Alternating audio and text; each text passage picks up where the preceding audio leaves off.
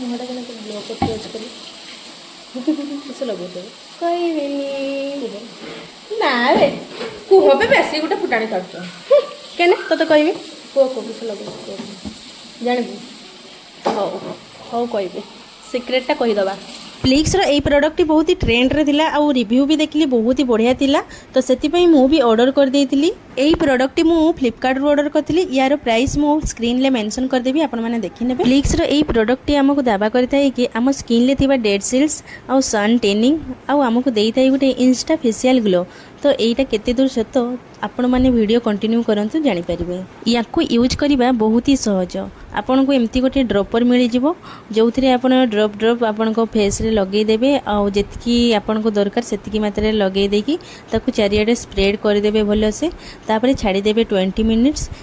20 minutes पर मु मो फेस को क्लीन कर देली आपण माने देखि पारथबे बिफोर रे मो स्किन टा केते डल लागुतला एबे देखंतु पूरा फ्रेश लागुची यार फास्ट यूज रे ही मो स्किन टा आपण माने देखि पारथबे केते स्मूथ और क्लीन देखा होची